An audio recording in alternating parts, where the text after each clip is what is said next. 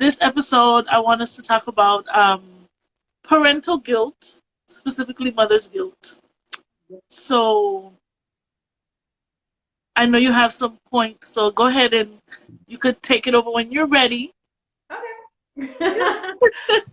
I'll be looking to my left because most of my notes is right there. I wrote on my Okay, phone. that's okay. I look at my phone the whole time. But, no. So I pretty much went over being the first time mom, and because we all know it's not easy. Now they make it sound easy, like Mhm. having a child is a blessing, and it's so beautiful, and the pregnancy glow, and all those things are true to a degree because no one tells you the process of being pregnant is you learning how not just to take care of your body and what works for you, but now that you have this bundle of joy you're carrying, your hormones is going to treat you different. you know, Yes. you go through the first process of okay, carrying a child. Okay, you figured it out. By the third trimester, okay, you have this baby. You go through that process, and then you go through what people don't say is, oh, it's not just 3 trimesters. There's four. The fourth trimester, the first 3 months, the baby's actually here, and what you go through, that was a learning curve.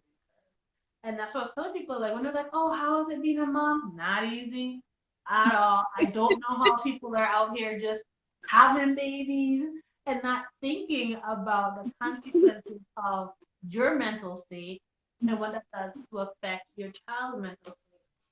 Because it's like literally, I was saying, you go from being able to just think about yourself, your daily tasks. Okay, what do I have to do today? Okay, Mhm. work this amount of hours, and then I can do X, Y, Z for myself. I can go, Mhm. ride to the store, pick up A, B, and C. I only have $20, but that's fine. It'll get me to the next paycheck, whatever that may be. And you're able to shut your brain off after a while. You know what I mean? Like, although you might be thinking all the time throughout the day, at least you know by Mhm. the end of the day, okay, my day's ended. Let me sink into some cheesy reality TV or a documentary or a book or whatever you want. You're able to do that. Right. But then you have a baby and you're thinking 24/7 because you're thinking about the well-being of this baby. You're thinking about, oh, how much did they eat today? Is it okay? Mhm. Did I take care of my baby good enough today? How did my child feel today? Did I talk to my child the correct way today? Like all these needs, because you're always thinking about their needs, and then you start to put yourself on the back burner. And it's like it's a rewarding journey, but it's not easy. So my question really for you is because it's been a difficulty for most of us, is feeling guilty when we start to try to manage those things.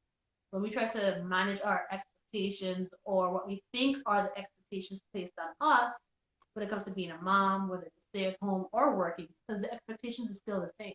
They expect us to do it all, work, raise a child, like you're Right. not working, or stay at home and still somehow bring in money and take care of the whole household and watch all your Mhm. 1, 2, or 5. And so I'm wondering if parents of older kids still feel this way. Like, do you still have that? You have to manage all these things and you feel guilty if you're not managing them all right or if you're not meeting these Right. expectations. You still feel this way, although you have a slightly older. I feel that, especially in my journey, it's kind of a little different with when as your child gets older in the sense that the specifics kind of shift and change. So, and like Okay. you said, when you first start out, I can relate to feeling like, okay, am I doing enough? That's kind of like what I tapped to in my introduction is, am I doing enough as far as financially? Am I as stable as I need to be? How do you wrestle? For my specific personal story, I was the breadwinner and the sole provider. Oh wow. So him being that young through those years, me being away in order to make sure that we had a place to live and food on the table, that was kind of my root of my mother's guilt back then was, oh my God, I'm not with him all the time. I'm not with him enough as much as I think I'm supposed to be. So does that make me a bad mom because I'm not home?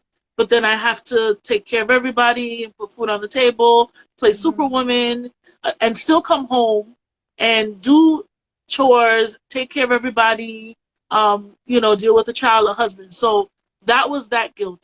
I noticed as he got older, it shifted to, school age. Okay, well, when do I start getting him registered for this, for school? When do I start getting him in extracurricular activities? Am I not being a good mom because he's not into it yet? Yeah. So it's more of this pressure of when to get certain things done. As he Oh, got older now, with the school situation, it was, okay, now he's in middle school. Like, is he learning anything? Is he figuring out his purpose? Did I put him in the right school? Maybe I didn't. Should I homeschool him? Because maybe he's not learning enough, because I kind of want him to be smart enough. But is this still, am I on the right it's a track? dance still as a dance, but it turned from guilt for you to pressure to Right. feeling like, am I meeting these milestones as a parent so my child can meet these milestones? Right. And then it's also the same thing of like, am I successful enough? Right? Mm. Because Mm. you're trying to, it's, I think the whole root cause of this is comparison. So as he gets older, right, and he's progressing, am I progressing to match Yeah. up with it? Because now he's in middle school, and if I have the same job that I had when he was a baby, am I successful enough? Maybe I feel like I'm supposed to be like advanced to match with him growing older, right? Maybe by now I need to be a manager or a supervisor or whatever. So some moms may have that thought as far as their work schedule, because then as they get older, they get more expensive as far as their hobbies, right? They like electronics, they like this, they eat a lot, especially he's a growing boy. He eats a lot, so maybe I should because I do want to afford to give him the best of what he wants, which is Yeah. going to cost me more. So you have that guilt of, well, damn, do I need another job? Do I need, like, what is it? Does he need to be traveling at this age? What is out there for him that I need to be giving him? And I had to realize and come to the realization that not every pressure is a reality. And it was kind of my own imagination creating these Yeah. insecurities that shouldn't be there in the first place, because realistically, whether you can afford to make your child travel, whether you can afford to give them, you know, well done steaks every day or every evening, all of this doesn't matter as far as who they are as the person. And I had to realize that I had to focus more on that to take myself out of that. So the pressure is still there, the guilt is there, but it's not, you already know, like he made it past those stages. So you know Yeah. you're not a horrible mother. So you're like, oh yeah, right? And now you're in your groove, but it's about achievement now. Like, is he reaching that milestone, the next milestone? Is he achieving as he's supposed to be? If his grades are not doing good, you suddenly think, is this my fault somehow? So it's more tied into the school life, their grades, maybe their extracurricular activities, their social life. All of that is more of the area where you may feel like you have reached the short end of the stick. But it's not so much about like his physical needs being met so much as much Mm. as his luxuries, if that makes sense. Okay. Okay. Yeah. Because for me, a lot of times I see other parents. I don't have the guilt necessarily, but you see other parents comparing their babies, their infants, with others. Because you meet milestones to make sure you're Hmm. Hmm. late or whatnot. If they're late, you want to get early intervention. Or Right. a mom saying, "Oh, well, my child is 3 months old and they can do this and this. What about yours?" And I'm like, like we And weren't and running the it's, same I'm race. not gonna lie to you, it's still there because, again, remember, these kids, they kind of grow up together, so they have friends. So he Oh, has friends in middle school, especially if they're in the public school system, or private school where they're supposed to show socialize.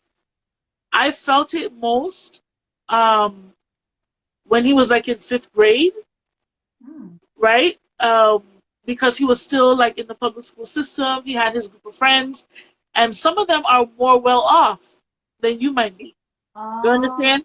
So yeah. those kids have more things. They maybe have sleepovers, parties.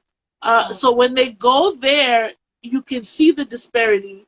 between what one child may have versus what their Another. friends may have. And if you're not careful as a parent, you may feel guilty because you see that, okay, well, John's mother can afford a big mansion. And so every birthday party, my son is reminded that John lives in a mansion. And, John's mom lets them eat gourmet popcorn or whatever the case may be. And so Mm-hmm. there is that comparison. And you just have to be um, content and secure in yourself, in the life that you set for them. Yeah, yeah, And I feel like it's more, you could see the disparities more because, again, it comes down to luxury, what yeah, those kids can have versus him. yeah, Um, and those parents always are like, oh, yeah, they can come over anytime. And you just have to set that reality for your child that they understand, this is John's lifestyle, this is ours. And you have to own up to your lifestyle and be confident in it, and secure enough in it that they don't catch on that, okay, well, because if you're not secure in your lifestyle that you set for them at home, mm-hmm. then what does that say about their life? Correct. And if you're not secure with how we're living, You're living. Yep. I'm going to feel like, damn, well, are we that bad? Are we that bad off? And this is where you see, where you'll see parents who raise children and the children doesn't even know that maybe that they are poor. The children have no idea that their parents are in a middle income household because Mm-hmm. we had everything we needed. Our Yep. parents went to work. Our parents provided. We never went without. Granted, it wasn't like number one top notch meals, but we had them. And we also knew people who did it. So I think also putting them in that position to see different people's lifestyles also helps Yeah, bring yeah, them back to reality. But there's nothing wrong once you're secure in how you're living and their basic needs are provided. But you have to hold that front together because if you break down, then they're going to know something's wrong. mm-hmm. You know what I mean? So yeah, Yeah, I let him go. Like when he had those little friends who were rich, yeah, go by John. Shoot, I'm coming mm-hmm. too. Let's go together. Because hey, why not? John's mom is paying, okay. And I don't, so it's using it in that way so where you don't feel this negative pressure that Yeah, you're not enough. Because that can weigh heavily on you and anything that you absorb, they take on 10 times more. yeah. So yeah, definitely. Your deck's still there. You're gonna still compare, but with something else. Different. It's pretty much Hmm. more of what you're affording them, like you said, the luxury. Right. So let me see. So some of the things that I was struggling with when it Uh comes to huh. mom growth as a first time mom Hmm. was sleeping. So you really don't sleep that much with a newborn. Hmm. Okay, we got through that hump, and then now he's like what 17 months today. And over Hmm. months is because we all know cognitively they change from month to month Yeah. until they turn two. You're like, Hmm. oh, they're 15 months, so they're doing this and that. But in my world, we were like, okay, cool. So maybe I'll sleep more. Like he'll be napping, I'll be fine to sleep. But if he wakes up, I feel like I have to be up. Like my husband will be like, I'm taking care of him so you can sleep more. My brain though says, nope, wake up. You're a lazy Hmm. mom. Like, Yeah. get up, you gotta be up. Do you still feel that type of guilt? Like if he's up, do you feel like you have to be up too? Or because he's older, you're like, he doesn't need me. I can sleep in. No. Well, you know what? Honestly, I'm gonna be honest with you. From the time he was so small, I think I've been training him to do for himself, so I don't have to feel that way. So Okay. now, oh my gosh, I don't have to. No, I don't have to be up. I'm like, like boy, bye. We could have two different schedules. You on your own because I kind of have him that way, so that way Mm-hmm. he can also learn how to take care of a lot of Yeah. things. And so my mom guilt in that situation would be like, well, damn, am I just being lazy? Because there's times I'm gonna be honest, maybe I am being lazy, but whatever. I chuck it up to him learning and being independent, so that's kind of saves me. So I use that as an excuse. Um, but another thing, I would think that for most of us with older kids, the guilt is still there as far as safety. Like, for Mm-hmm. example, I'm teaching him how to start learning how to cook. So Okay. he just learned how to make he learned how to perfect eggs. So now he's like an egg specialist. But it always sits in my brain, and sometimes I find myself waking up and I'm like, I wonder if he's cooking eggs. Let me go check. Let me go Yeah. to the kitchen and make sure he's okay. And Yeah. sometimes he'll go to cook eggs and I don't hear from him for a while. So I'm like, okay, I don't smell any burn, but let me go check just in case. So Okay. it's about safety mostly. Some Yeah. people at this age, when they're in middle school, some people will leave the child home for a short period of time because in certain states legally, I think when they're 13, they're Yeah. considered like you can leave them a little bit for a few hours. So there's issues with that, the safety. When they're out of your eye view, Mm-hmm. it's about whether or not they're not burning up the house. There's no Yeah. robber trying to rob the house with them in the house alone. So that is the issues. Not us being up at the same time all the time as far as sleeping, Mm-hmm. um, but mostly us being not as far as tending to their basic needs. It's us being up as far as safety. And what about like social media use? Like, say you're working on your phone, you're managing your social media account on your phone, or you're just texting. Do you ever like in you guys' free time where you have the same free time and you're on your phone managing your accounts? Does he ever like look at you like, okay, my time? Because my son does. Like if I don't use social media while me and him are interacting because he's so young. I want him to not Mm-hmm. be possibly in the phone all day. But like say I'm responding to a text, like usually family text, and I'm texting. He would go between my phone and my face and look up at me like, Mama. I'm Uh-huh. like, oh my gosh, a horrible mom. I should be paying all my attention to you. And I'm like, seriously, that's not feasible. But I wonder if parents with older kids, if you experience that, like when you're texting, do they understand, okay, she's texting when she's done, it'll be me again? Or is it one of those, no, I need your attention all the time in our free time? Like, When he was younger, mm-hmm. I didn't have that problem because both of us were introverted, and the household, you will see everybody just on their phone doing their own thing. And he would be on his tablet. And I didn't feel guilty about it because I was like, that gives me free time. Do whatever you want to do. The only thing I had to make sure was that my credit card was never linked to anything. Uh-huh. So it was, because he used to wander and press buttons and always buy, buy, buy, buy. I think that was probably one of the first words he learned. So I make sure my credit card is not linked. As he got older, I felt more guilty about, okay, well, he's into the phone a lot and all this other stuff. But then I thought about it, I'm like, who am I kidding? So am I. So it kind of works. So now that's kind of like our alone time. We'll sit here, both of us on our phones, watching TV. We're each doing something different, but we're sitting next to each other together, and it's an Okay. understood thing. Now, there are times when I do feel guilty because I'm like into something deep, Yeah. and he would want to like engage in conversation, want me to have something to tell you, and I'm just like, okay, wait, let me finish this, Sure. my me time. Let me finish my little guilty pleasure and then we'll get into that. Yeah. And I will feel guilty, but then I'm like, no, because then I bother him all the time. And sometimes he feels guilty because I'll knock and say, hey, look, I want to watch a movie. He's like, Mom, I'm doing something, but I'll be there shortly. I'll Oh. let you know. So we kind of bounce back with that. So yes, Okay. you do feel guilty sometimes if they're wanting to talk Mm-hmm. and they have something on their mind, or they want to show you something. They still want to show you something, but usually kids that age, as they get older, either want to show you their grades, if it's something really good, or they want to show you something cool they see on social media, which is Okay. usually something silly for your age group. But you still indulge it, right? Because you don't want them Yeah. to feel ignored. And I Yeah. had to um, think about my own self because when I was growing up, I felt those times a lot where I was ignored and stuff like that. So I try to make sure that I'm not doing that with him. So there's like an extra guilt there tied to that, Okay. I can see right? that. And so sometimes I'll go back and say, okay, look, you have my full attention. Tell me.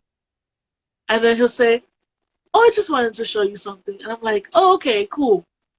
I think for me, what I do now is I just ask him, well, is it something that you want to talk about? because that's more important to me, is the mental health part. Mm-hmm. If it's a conversation where he's like, he needs to talk and share his feelings, I will put anything aside. Okay. But if not, you can wait. You can wait a little bit.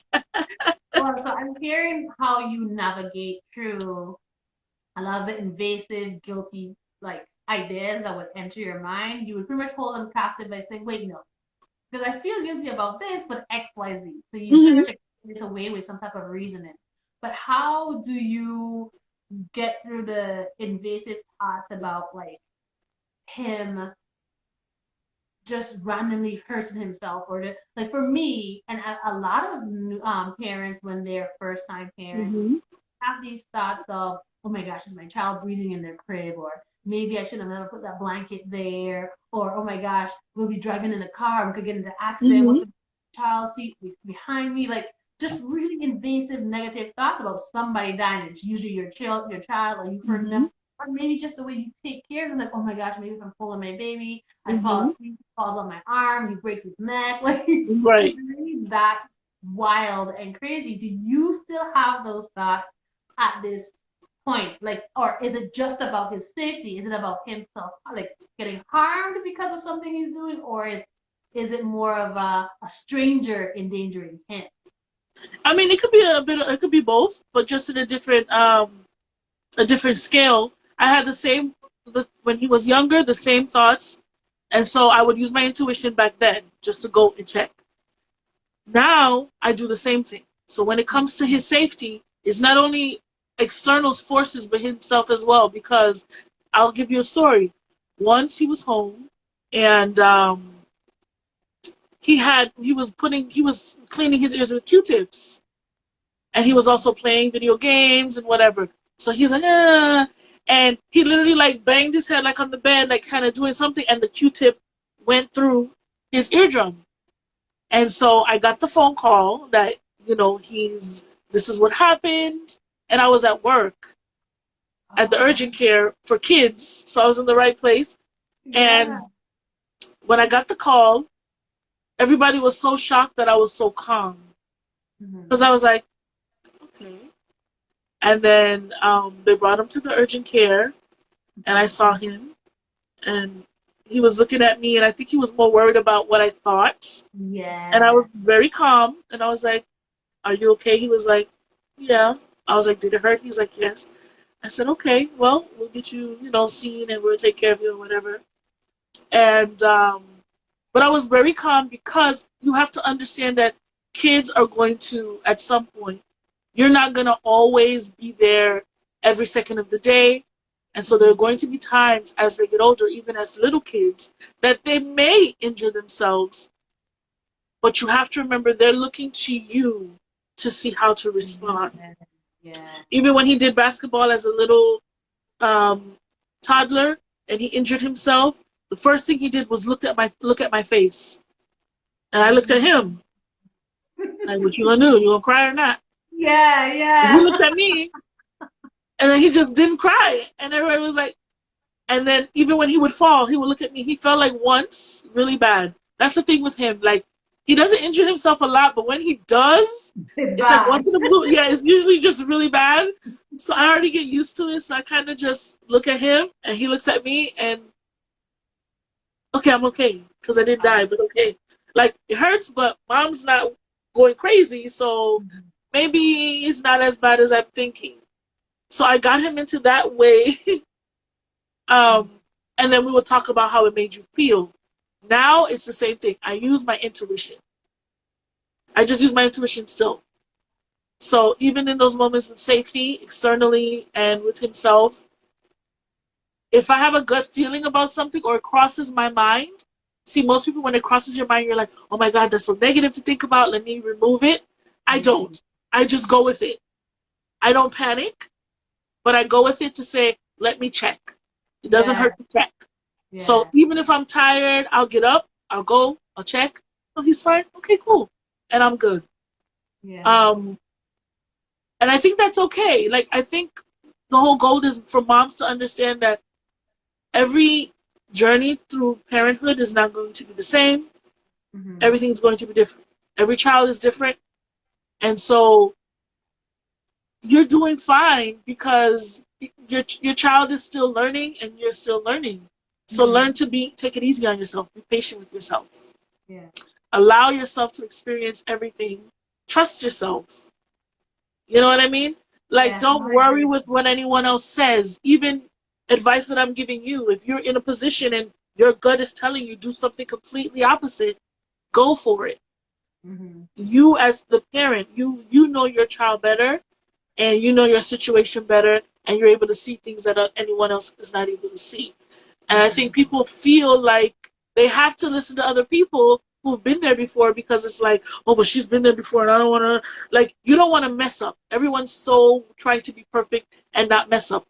And for me, is like, mess up as much as you can. That's how you learn.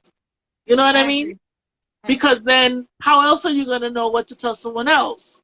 Mm-hmm. Um, so just go with that and go with your gut. If your gut is telling you, oh my God, my child may, be suffocating, let me get up and go check. Oh, he's fine. It beats staying in the bed, not doing anything or checking, and you're Mm-hmm. still panicking. Yep. Yep. So And then freezing on the definitely, inside just, yeah, while all you can do is yeah, just get up and look and you'll be. But that's what I just do. get up I honestly, whenever I think up to myself, I didn't hear any wrestling and he's been sleeping for 2 hours, I just go and check. Or I tell his dad, oh, go check the room. He's like, he's fine. I was like, you never know. A little peek never hurts nobody. I literally go and check to see if he's breathing. And some people are like, that's so weird. He's old enough that you never know. We could I used be. to, you know what's so funny? Like all the stuff they tell you not to do with babies, I'm pretty sure I did with Savion growing up because I just didn't have any other choice. We were in a small little um,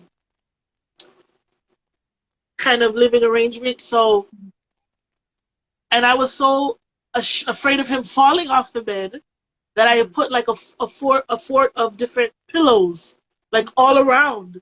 And they usually say don't put pillows because then the baby can't breathe. Yeah. And I swear to you, he lived like that. Like he literally slept amongst a bunch of pillows. And he was the type that I was so focused. Like at first, I didn't know anything, and I was focused on him not being bald in the back. So I Oh. had him sleep the other way. And then I'm like, huh, is this the right thing? Maybe.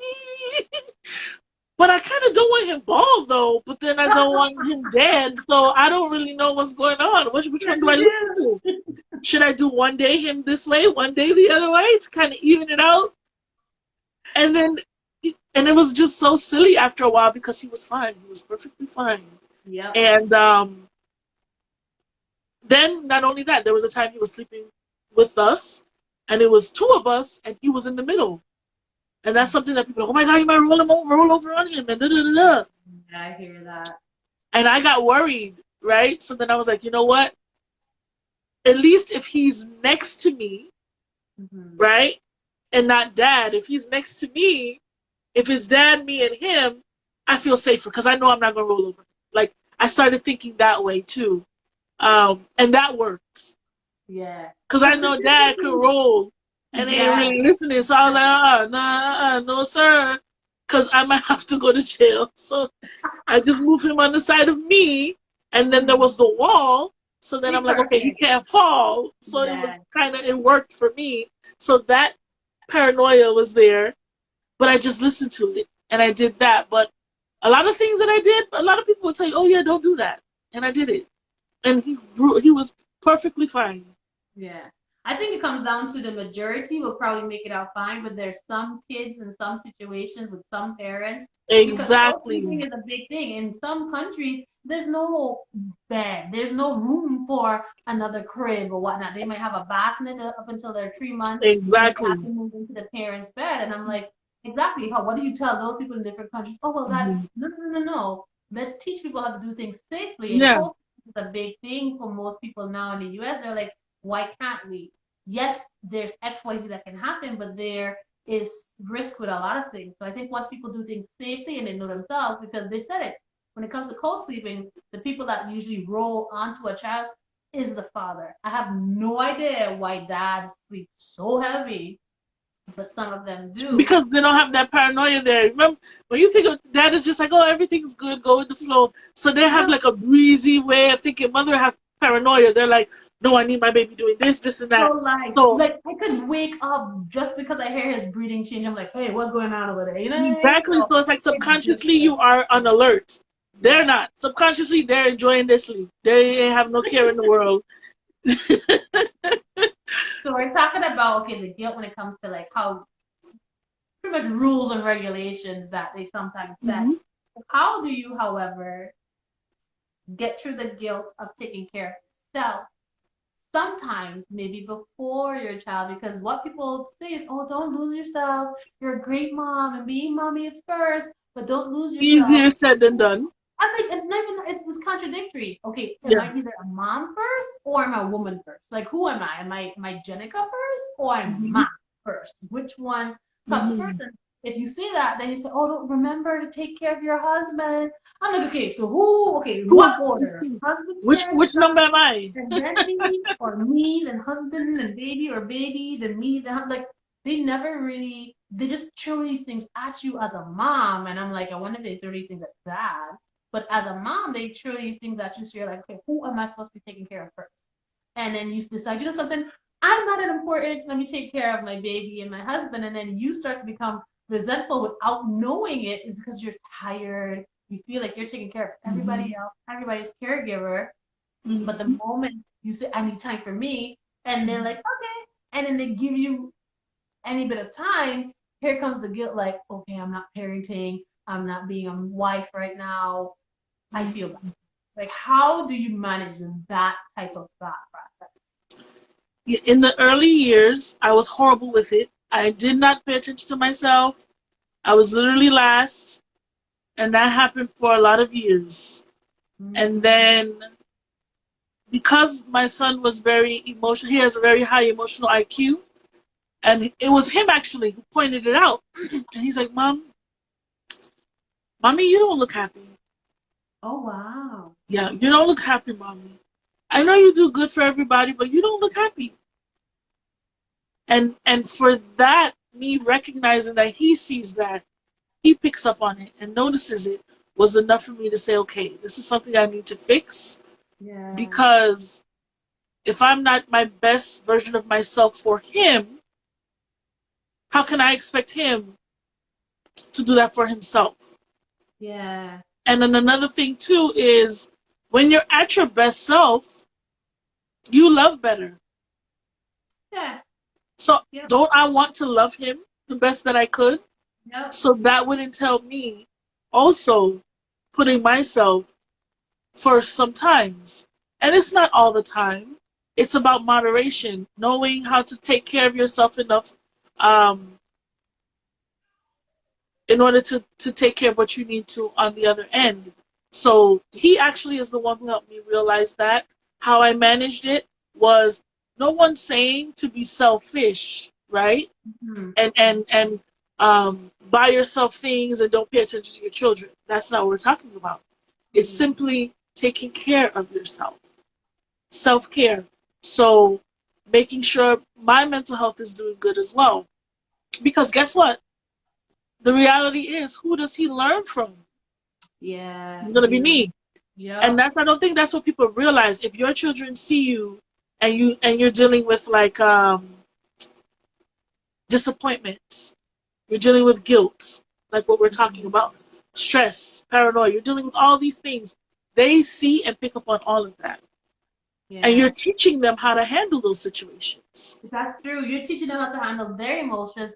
Here it is. You're feeling them, not handling them. It's like you said to do this thing, but on the other hand, you're doing this thing. Which one is it, Mama? Right. Because Because if I, you tell them, you know, you can't have everything all the time, you're teaching them these little generic lessons, and you're doing the complete opposite. Oh, yeah, use your words, don't get angry.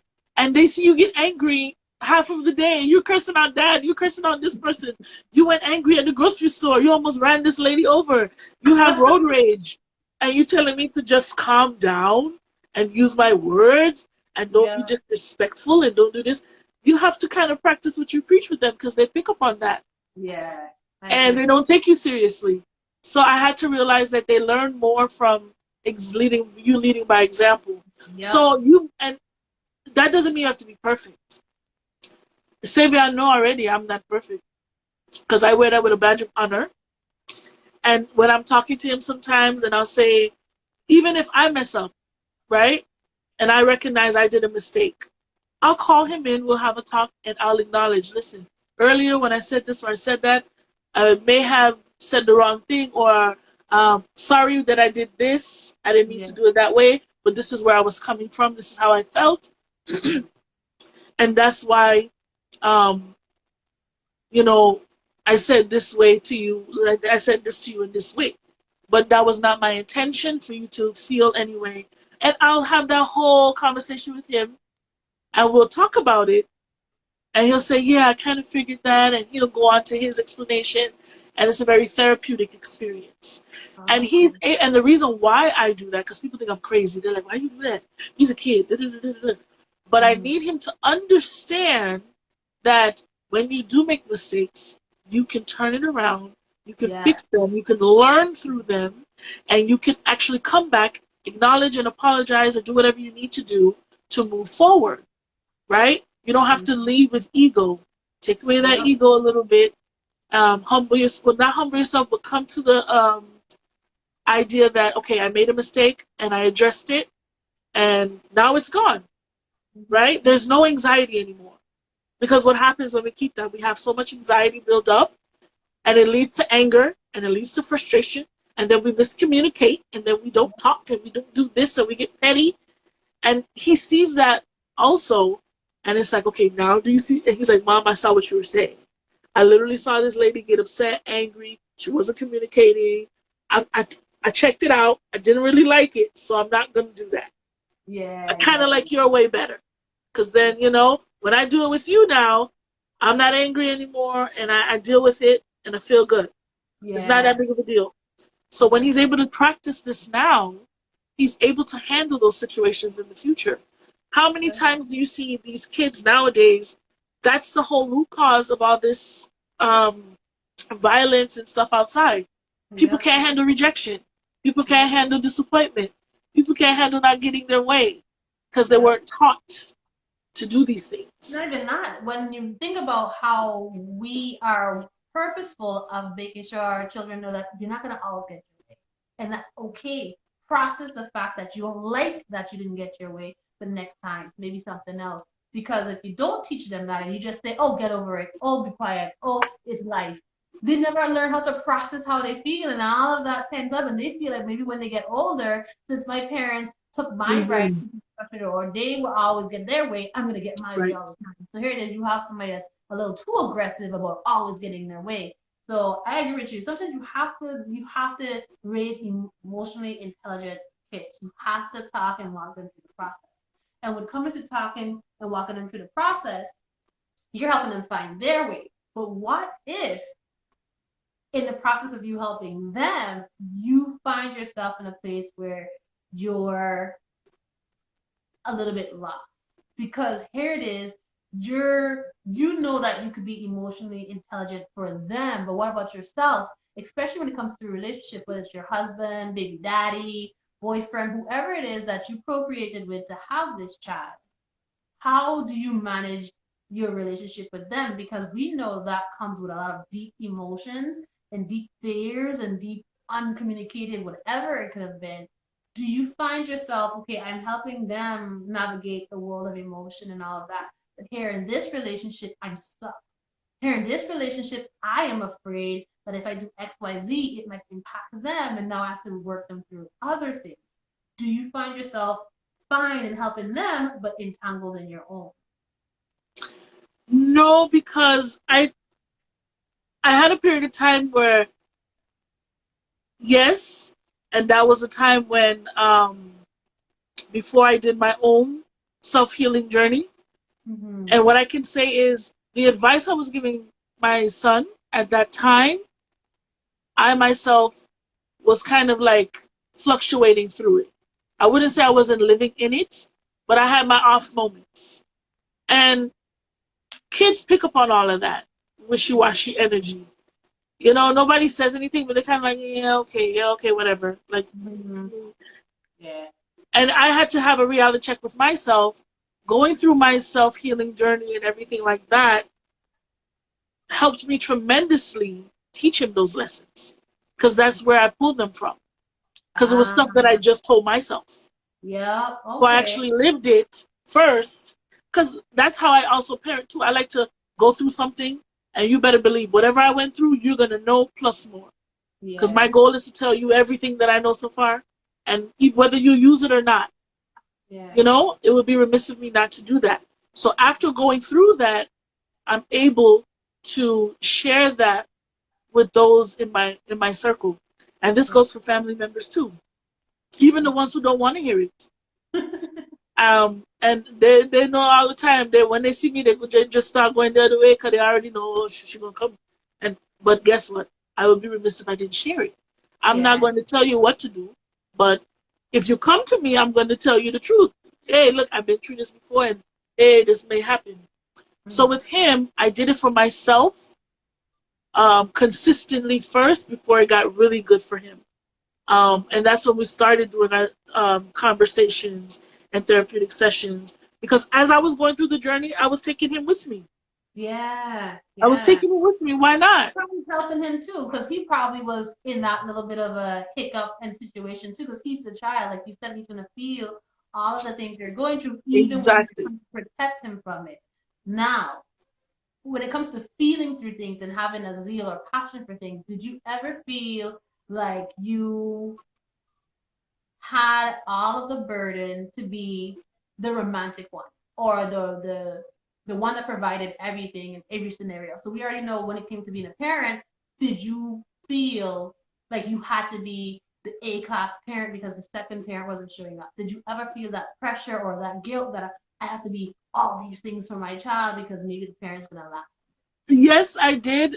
In the sense that I already knew the other parent was more of the fun spirited Mm-hmm. person, the jokester. Um, and so when it came to things like actually to be serious, to be organized, to be structured, lessons, um, emotional support, all of that rest of the stuff, whatever was not fun and jokes and laughter, I had to take on that other Okay. end. So it was a lot. It was a lot of pressure to feel that way because it's like, well, I know this other one ain't gonna do that, so I have to be the one to step in and take care of that. As he got older, and we separated and we ended everything, of course, being with me primarily, it became more of a strain that, okay, now I have to pick up more and do more and do more. So yes, there is that pressure where you feel like, okay, I have to take care of this, but I would say, I would suggest not to sit in it so much, to the point that you harbor over it and you start to like get into this victimization mode. Definitely don't do that. Yeah. You recognize it, acknowledge it, and accept it for what it is, right? Mm-hmm. Because you can't go back, you can't change it. You know, you can't put Yeah. the egg and the sperm back where it was. No, it's the person, the child on here. Their parents are who they are, and Yeah. you learn to appreciate and accept the role that each parent has taken on in their own personalities, Okay. right? So, Um, and you just make it happen. But I would say don't sit in the victimization mode too long. Just mm-hmm. acknowledge it and make that motivate you to keep it going, Yeah. because you're gonna want whatever you need to do for your kids anyway. So it's gonna just keep you on your toes. But yes, I did have those times where I felt, okay, well, I had to, um, in reference to what you said about showing up more romantically, Mm-hmm. with that specifically, there was a time after my separation that I had to look back and analyze and think to myself, well, did I show him in all these years, did we as parents show him what love was, what it meant to be loved? Only because not everybody is, with PDA, not everybody is affectionate, Yeah. especially in front of children. Some people do not like to show affection in front of children. So the child grows up not seeing the parents hug or kiss or do anything in their face. So then the child sees movies and they see other couples and they're like, or the parents, and they're like, oh, mommy and daddy didn't do that. So I had to come to that realization that maybe we didn't show him like how love was from a romantic point of view. So then I'm not going to cry about it. That's what I do now. So I kind of strategically, when I'm teaching him and we're talking and everything, sometimes we sit down and we watch certain shows, or I'll pick up certain interviews and series that have like black couples that are in love, parents that have been together for so long, and even those who haven't been together so long, but the romance is still there. So we watch shows like that so he can see that it's something that he can aspire to. Because even though I couldn't teach him that directly, he can see that and see that this is possible. And we have those honest conversations where he'll say, yeah, I never saw this. And I'll say, yeah, I know you didn't. You're right. That's why I left. And so, and there is still hope for you to have that. You know what I mean? And that mommy is still happy. Mommy's happier, right? Because mommy's found herself. She's done all of this stuff. So it doesn't mean that you don't have a chance. Yeah. You have a full chance at that.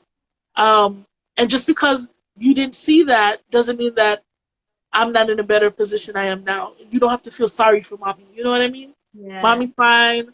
Mommy's happier now.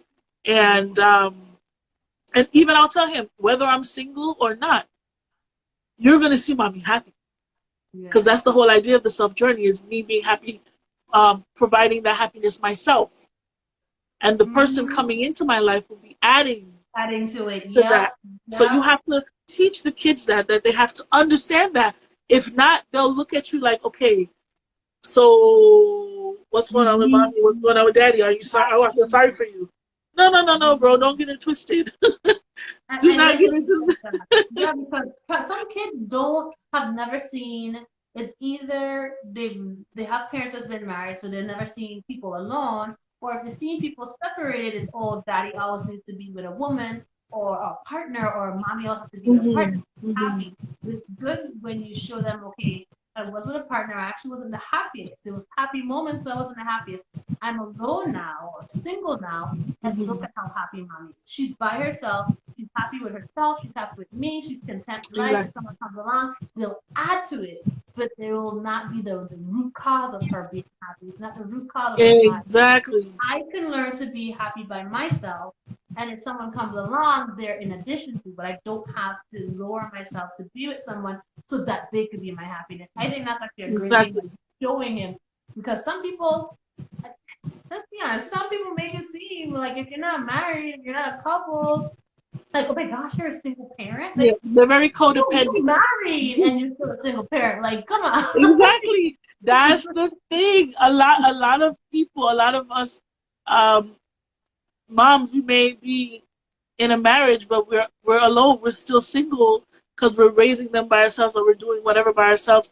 We're having to be loving towards our own selves because we don't get that. So don't let them fool you. Some people are together 30 years and they divorce the 31st year because they're just tired of it. Yep, tired of taking care of everything.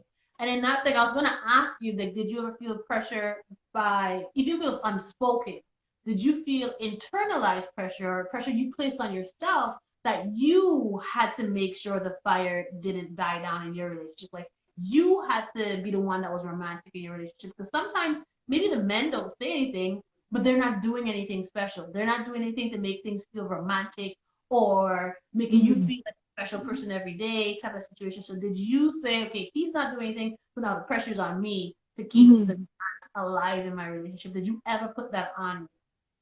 Yes, I've gotten that pressure from everybody. From the time we were together,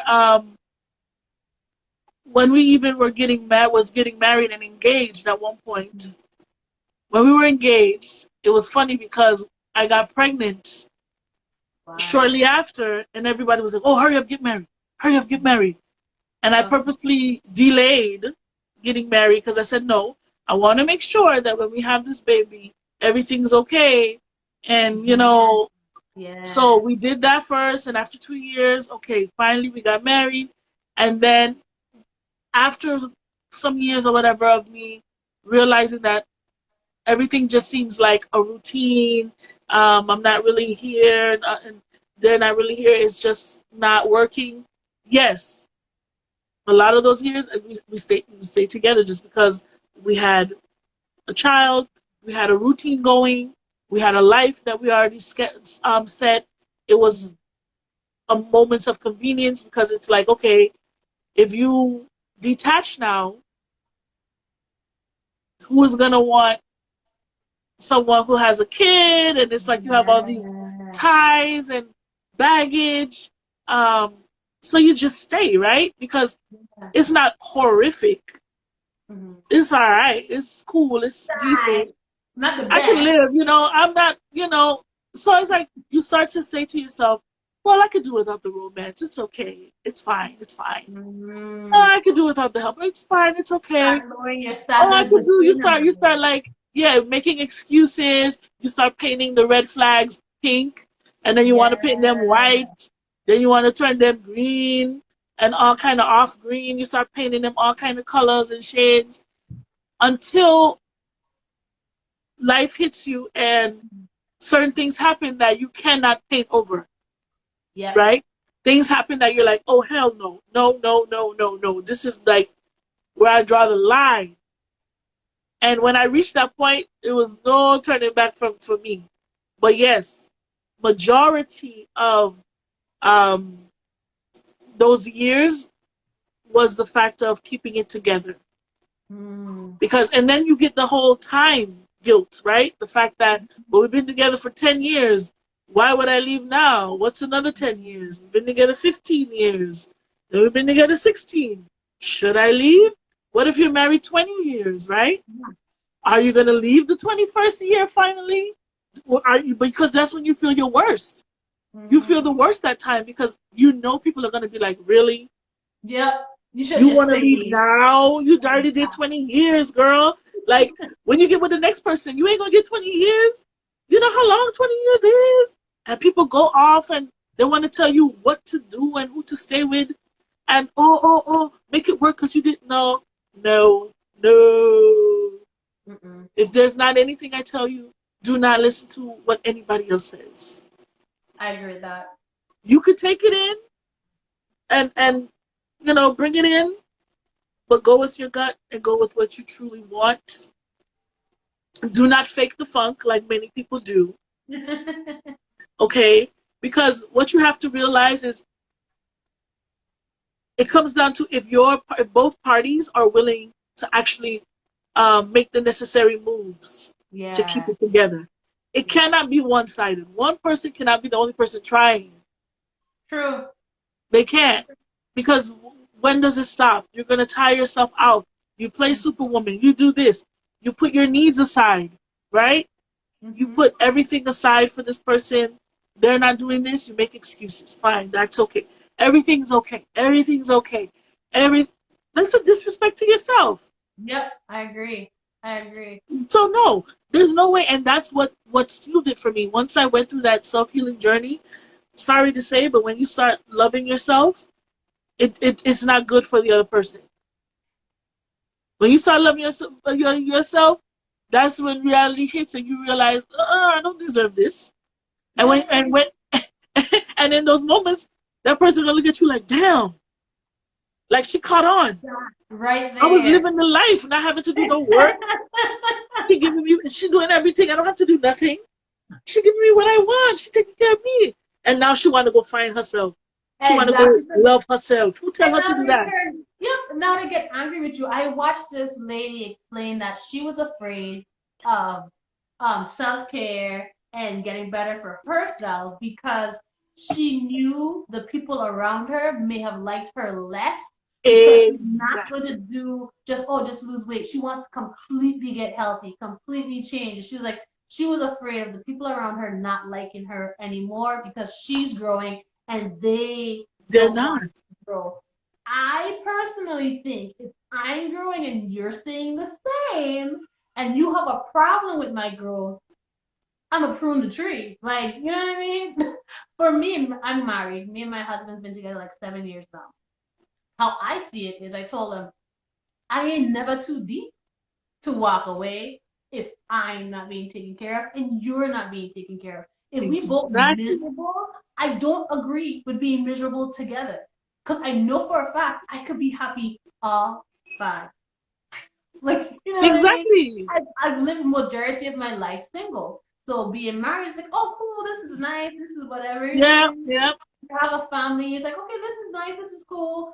But me personally, I'm like, it's just a relationship. And people are like, oh, that's not right. It shouldn't be just I'm first.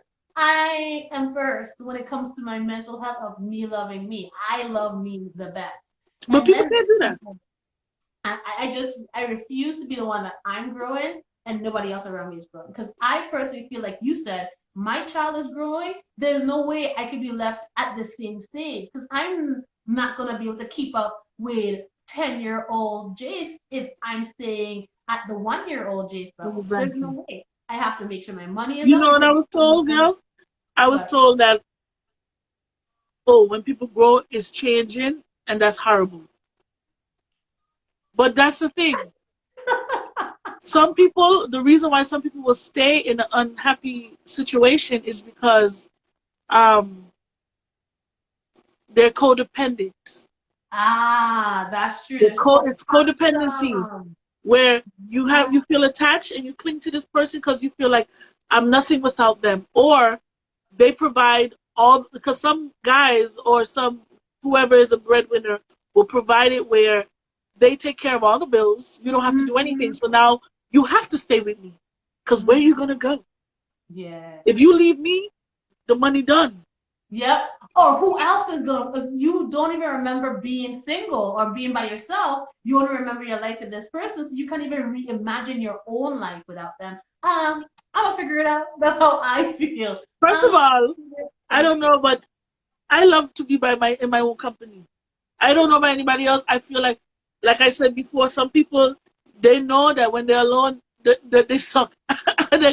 That they have a lot of issues, a lot of problems that they don't want to deal with. So they know yeah, alone they will yeah. drive themselves crazy because they don't want to be alone. They're afraid to be alone because they're like, damn, not me. I could be alone in my house a whole year by myself. I'm gonna be good. I'm gonna be so happy. What? Even now, me being like newly single, girl, this attitude ain't done, because it's like Sylvia will look at me and say, Mom, you just so happy with yourself. I don't know. I don't see you kidding with nobody because anybody come, you're gonna be like, What is you? yeah, why not? If you want to come in my life, you have to add to it, not to Yep. bring me down. Thank you. I'm not doing extra work because you think you need to be with me. Like, no, show me what's your resume. Let me see. Let me see the front page. What I what can do you do have it. to give me that I can't that I ain't do it for myself? Then we could talk. Exactly.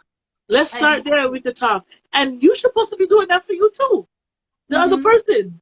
You're supposed to Mm-hmm. love yourself enough to say, okay, can we add to each other's life in a positive way? Bam, I'm sold. That's what it's Yeah. supposed to be, not a codependency. I shouldn't have to need every little second of you, and I can't live without you. I can't strive without you. Mm-mm. Another thing is, why do you want me to stay in my lower state? Why do you want me to stay in my lower self? Because they don't deserve you in your higher self. So the only way they know that they deserve you is when you're literally just coasting, just And they coasting. leave you, and that's the thing, they bring you down on purpose. Mm-hmm. And think about it. Anybody who does that does not know. They need to be alone. They need to be Then all that's the the way thing. All of them need to go on their own planet and alone. date each other. So yes, please, I will be the first person to say marriage is a beautiful thing. It's an amazing thing when done right. Just make sure that you both are willing to grow together and still accept each person's differences. You're not trying to change the person, but you should definitely inspire, encourage, uplift, and build with that person. Do you feel like being a parent exacerbated the issues that you had in your marriage? Because you know how oftentimes things you would put up with while you're just married, not having a family yet, it's probably harder to put up with when you actually have kids or children that's looking at you in a different type of light. Do you feel like being parents makes or break that marriage when it comes to I think being parents can highlight key differences in how we both see things, because that's when I realized a lot. But what exacerbated the issues was not necessarily being parents. It's mostly progressing as an individual, which came with Wow. the self-care journey in my situation. Yes. So I think so let me put it this way, had we not had our child, I damn sure would have left earlier. For sure. Oh, For that's sure. Because interesting. then we would have been just us, and we would have had to, at some point, come to the decision of our own individual progress without a Yeah. child. Having the child kept me from learning that, because we focused more on the On the child and child. adjusting that child to our lifestyle, right? Which kind of was more in favor of one side over the other's Mhm. lifestyle. So it's that adjustment was kind of easy, right? Yeah. Um, it was after the basic needs of the child was dealt with. He went to school, other things like that, and I got back to a point of, okay, he's good. He's good now. My son is good, right? So now I have to focus on what I need to do to also keep myself going. And so in that progression is where the other issues were exacerbated and highlighted. So I Okay. wouldn't say it was the parenting per se that actually delayed the Mhm. lesson, because again, um, everybody has their own issues that they're healing from, right? Or that they should be healing from, Yeah. whether they want to acknowledge it now or not. So the goal is, when you are married, make sure both people are in a space where um, they both recognize that healing needs to be done and their willingness to go forward with that. Mhm. If one person is not on that and they're stuck in their ways, they're stuck in their lower self, once you try to elevate, Mhm. you become out of alignment, Yeah. right? So Yeah. that is where you start to see the disparity. And then you have to realize and ask yourself, okay, well, is this person down here willing to align to also elevate? Or are their intention is to keep me down Mhm. To with anchor them? you down. Yep. Yep. And once Yep. you see that now and you start making certain moves, and you see the person living with you is maybe more envious of you, right? Then it's like, oh, wait a minute. Uh-oh. You know what I mean? Because Yeah. again, some people will be threatened by your elevation, right? Yep. Or your willingness or your desire to progress. People don't like change. Some people don't like it in any form, whether it's growth or anything. Yeah. And so if that's not your thing, then it's probably not going to work. So this is like the last question I'll phrase about guilt. I'm gonna move over to like more of a strategy and navigation through certain things in parenthood. But Uh-huh. have you ever felt guilty about the parent you chose for your child? It Yes. sounds weird, right? No. You already Yes. knew. Next question. Yes. Exclamation point. Okay, so let's move into the next navigation, because we know, okay, these are all these guilts, how we navigate, but there's actual navigation through ideology that we hold, relationships that we hold, stuff like that when it comes to being a parent. And our thing is, because we from the West Indies, specifically Mm-hmm. St. Thomas Virgin Islands, we have those roots. And then, of course, we have petition in our family. So, grandparents petition, and you have your mom that's petition, and all of that good stuff. We have this whole world of superstition Mm-hmm. and ritualism and tradition that's so rooted in the West Indies that it's so hard to break. And I'm like, navigating it is such a touchy topic because you have your grandmother, because our grandmother in your ear, oh, you gotta do this for your child because if you don't do this, I remember Susie and Susie. I'm just like, but this don't, they ain't even rooted in science, and there's no ancestral nothing tied to it. Like, Right. why are you telling me that my child have the hiccups, so I need to put two matches in their In their head head. in Mhm. the shape of a cross? It's like what I don't really do. How do you navigate saying okay and then over your shoulder waiting to see you do it? Do you feel like okay, that's no harm, no foul versus and it's very more hands-on where they're telling you don't cut your child hair because if you cut your boy child hair before they start talking, they're gonna stunt their growth, they're gonna be non-verbal. And I know that happened to several girls, and I need to listen to our young children. How do you navigate that? Especially when you're like, no, my child is one, okay, they're not talking, but he hates having hair, it's getting longer. I'm just going to cut it down. How do you navigate knowing this is what I want to do, but here it is, my aunts, my uncles, my mother, my grandmother, everybody's saying this one thing in my ear. How do you navigate through culture when it comes to it just don't make no Right. I just normally let them know that no, I'm not gonna do that.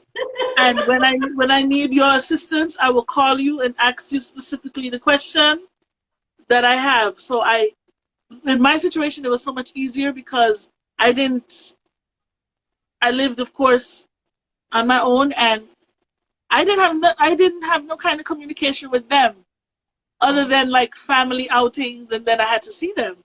So I Okay. was safe. By the time they see him, his head done cut. So now what?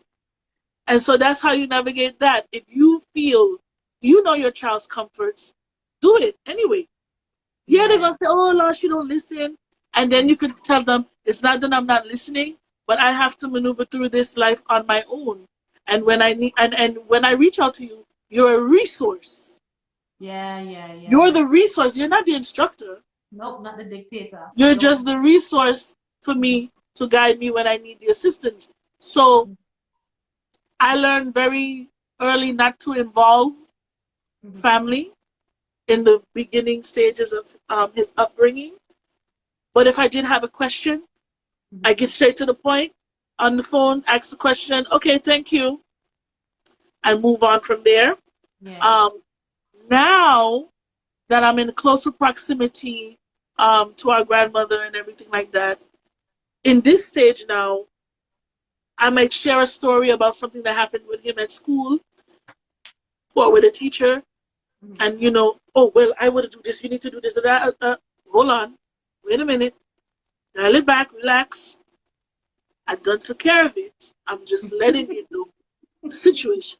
Yeah, because you need to. No, no, no, no, no. I'm gonna handle it this way.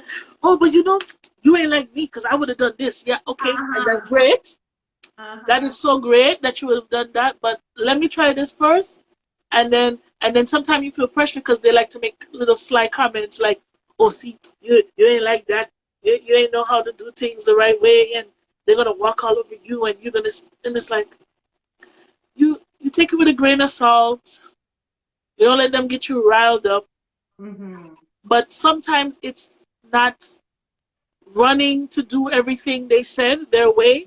That alone, that resistance alone, also teaches them that Mm. you're The confident as a parent. parent. You Yep. know what you're doing. You're standing your ground, and Mm-hmm. you're okay to deal with whatever consequences. They have to see that too to Yeah. respect you. If they don't see that, and you do whatever they say, guess what's gonna happen next time? You're gonna do whatever they say. Yep. Next time they're gonna give you information before you even ask for it. Because now you set the The you set tone. the The you set the tone. tone of like listening to them. So now they take the front seat. You Yep. put them in the front seat. You did that because you gave them that power by doing whatever they said. Yeah. So just learn to sometimes choose wisely when you're resisting, especially if you're more science driven and there's Mm-hmm. no proof. Hey, stick with what you know, and you can listen to whatever they have to say, okay, thank you, and you still do it your way. That's the Yeah. only way you're going to get them out of that front seat. And you'll see they pick up on it because they stop telling you stuff. Yeah. They'll Yeah. stop telling you stuff little by little to the point that they become silent. And that's exactly where you want them to be. And then when you need them, you reach out and say, well, listen, I wanted your advice on this and that. And you might get them say, well, I thought you have everything under control. Uh-huh. I'm asking for your help. You don't want to give it or not. Exactly. Which one? And then they will give it to you. And when you give it to you, you're grateful. You say, oh, thank you so much. I appreciate it. It worked. Thank you. The next time they come again, you can sit this one out. When they're ready, I will call you. Simple. You're not being rude. You have to assert that dominance because you're the parent. You have to Yeah. be in that front seat. Because when that child grows older, who do you think they're going to start listening to? Grandma, not mom, not mommy. Because mommy don't know what she's doing. So what I'm hearing you say is that you, when it comes to navigating through culture and through what your family expects, you set a boundary by showing that you're confident as in yourself, so that even when they're talking out the neck, and even amongst each other or to you, you don't care about. Yeah, it's like, dang, they say that, but you don't care. You know what I mean? You know, you set the tone with your child because you are the parent. You're the confident parent. Does that also translate to boundaries that you want to set up around your child when it comes to family? In my situation, you're not going to hold my child or touch my child unless your hands are washed, your clothes is clean. Let me smell your breath. You know what I mean? And also, if he don't want to come to you and you say, hey, can I hold you? Guess what? I guess you ain't holding him because he's not ready to come to you. Now, if later on he wants to come to you, that's one thing. He come into your arms and he decide, I don't like this. No, you put him down. You don't keep him hostage. Just like there's a no kissing policy. You didn't push this child out, nor did you provide any DNA to create this child. Do not kiss my child. I don't care if it's the neck. I don't care if it's the cheek. I don't care if it's the forehead. Do not kiss my child. That's boundaries I have. I found that although there's stern boundaries, it made me feel guilty to a degree having to tell them, because in my mind, this is Caribbean people. You know not to kiss somebody's child in the mouth, in the face, no nothing. But then you find them doing it. I'm like, but wait, it's the same one that will sit down here and talk about somebody if they kiss my child in the face, and here it is, doing it. No, I gotta tell you, okay, don't kiss Jace because you know. It's like, why I gotta tell you this and when you know better. Exactly. And it made me feel a little guilty that I have to do it, because it's easy to tell a stranger or a friend or whatever, but here it is, I have to tell family. Like, it made me feel guilty, but I held those boundaries because I'm like, my child's safety over how you feel or over how I feel, if that makes sense. Do you find that because you're confident in keeping the driver's seat in your parenting journey, that it's easy to set those boundaries too? Like, you can, if your son say, I don't like when granny hold me, you could say, hey, say, I don't like when you hold me. Absolutely. Absolutely. And what you said is correct, because I had it at first with when we would go out. You know how when you go out with kids, everybody all in their face asking questions. How you doing? What's your name? What's your age? And he had a lot of social anxiety to where he was like, and he wouldn't say anything. And they're like, what's wrong with him? Why he ain't talking? Why he ain't doing this? And I had that guilt because I knew that he could talk. I knew that he had a lot of conversations, even as from the time he was small. But he didn't like people like that. So that was difficult because people are expecting him to talk back to them, and he would just look at them like this. And at first, I was trying hard to force him to talk back to them. Yeah. And I had to have an honest moment with myself and realize I was doing the wrong thing, that I should allow him to be himself. And if he didn't want to talk to them, it was perfectly fine. Like, that's a boundary that he's supposed to be okay with. Yep. And it even got to the point that people started saying stuff like, oh, maybe he's special, maybe something wrong with him. And yes, and at one point I remember feeling so guilty because I was like, well, is he? Like, I don't think so, because I know better. but this person is saying, oh, he might be this or he might be autistic, and I'm like, but I felt pressured to have to prove that because he Yeah. would talk to me at home with myself and his father, but then when we went outside, he was very quiet Yeah. and he would not speak at all, like you know. Very. And so I even went as far as to make an appointment. I had him see a speech pathologist and all this other stuff. And I remember the speech pathologist saying, "There's nothing wrong with him. He's perfectly fine." Like, and then I went to work, and one of the male nurses I work with, he sat me down, and I was talking to him, and I was expressing to him, and he said, have you ever considered that he just don't want to talk to these people? These Exactly. people are just weirdos. And he probably is right to not talk to them because they're crazy as hell. And I was like, yeah, you're right.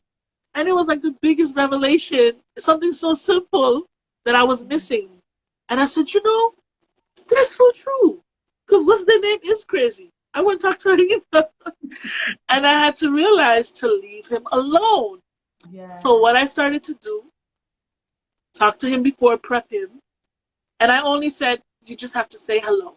Because that's basic being polite. And that's it.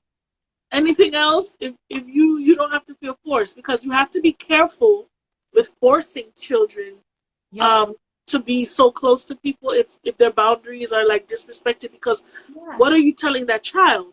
Because now it may come back and bite you when it deals with like when you deal with sexual predators and all these people touching children. You kind of want them to understand that they have a right to boundaries. Yeah. And So their comfort over other people. Because I was in a similar situation where I was in Sam's Club and Jace is normally chatty. Now, he doesn't actually say words unless he's mimicking you, but he's very chatty. He's like, ah, I'm like, okay. Right. Somebody said hi to him, and she was a very kind person. I'm like, you want to say hi? And she's, of course, chatting him up, and he's just looking and like pulling back. And I'm like, okay, it's smart to pull back. You do that because stranger danger. But then I started to feel bad, like, babe, like Jace, just say hi. Like, you know what I mean? And it came to me after that situation happened. I was instantly after. It's like, don't ever force your child to do what they're not comfortable with doing to make somebody else feel good. She chose to be nice. She chose to be chatty and wanted to communicate with him. He didn't choose that. And if he doesn't want to reciprocate, it's his choice. Let him be in his comfort level. And I'm like, there's times you push your children out of their comfort level, but that's not one of them. You know what I mean? It's different if he goes into a doctor's office, good morning, good afternoon, hello, hi. That's general etiquette. But this random stranger deciding that, oh, he's so gorgeous, let me talk to him, that's not your business. Like, exactly. You don't have to engage with that. And I'm like, that makes perfect sense because I instantly felt guilty for pressuring him just to make her feel, don't feel guilty, girl. Appreciated. No. And as you get older, you feel less guilty. Because even me now, the only thing I have is when he has to say hello back is only with family. Anybody else, I don't push him even to say hello because kids pick up on energy. People run around here with some negative energy. No, Okay, so now my last question for you, and last topic really, it comes down to ideology. What one?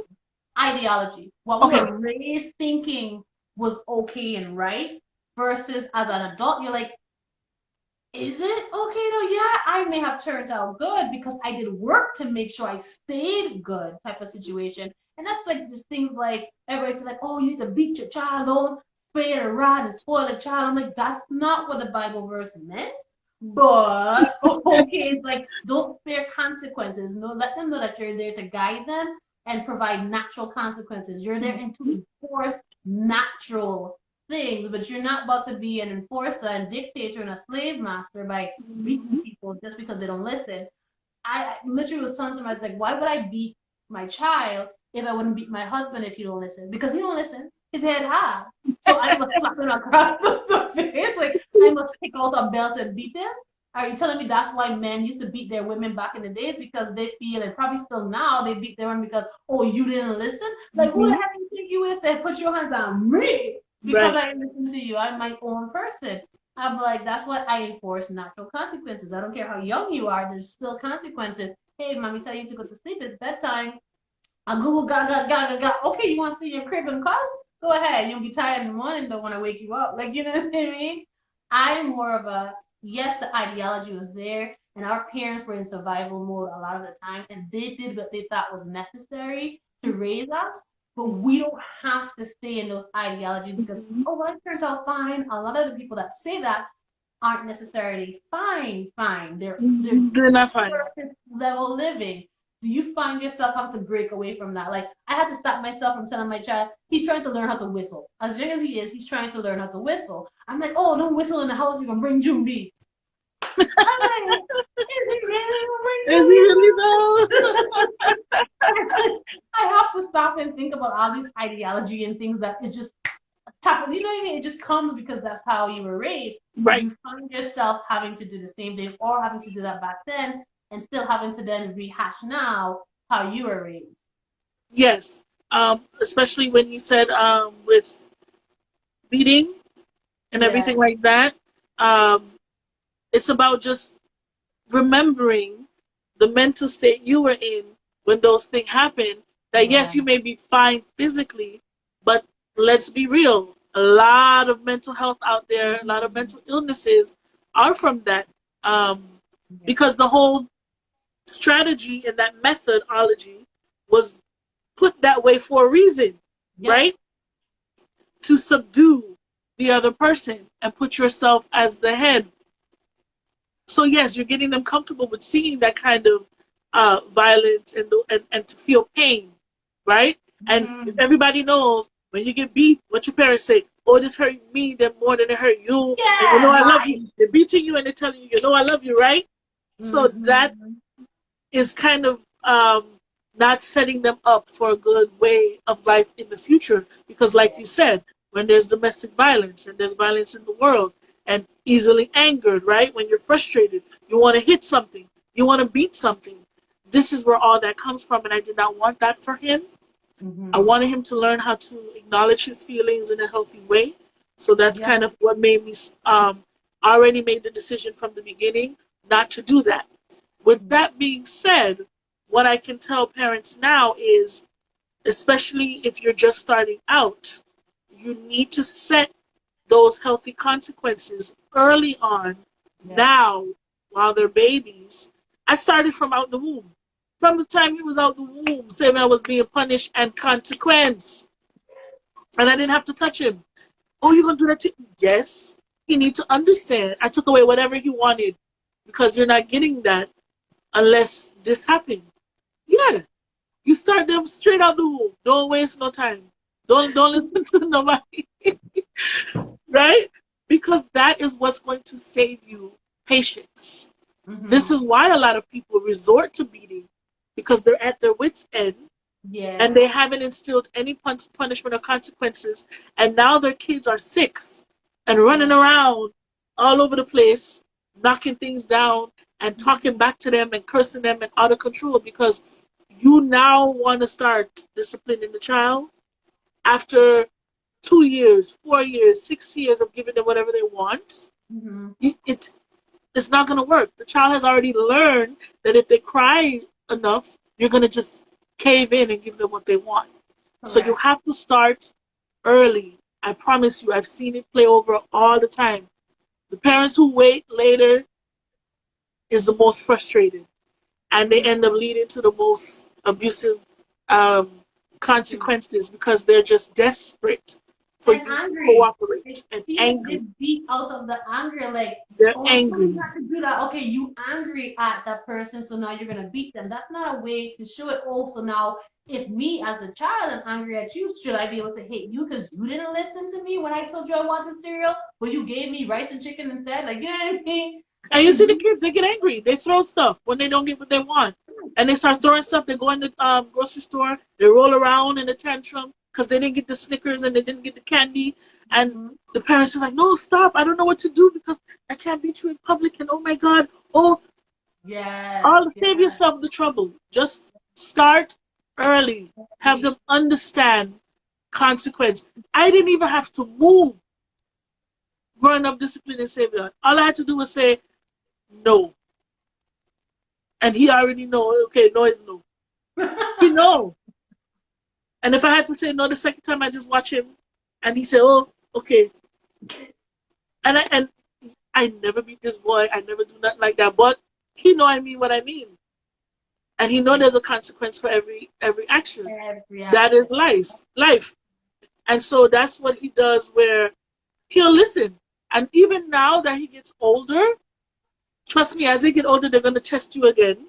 Mm-hmm. Right? Because now they see their friends do one thing. So they got to push it with you.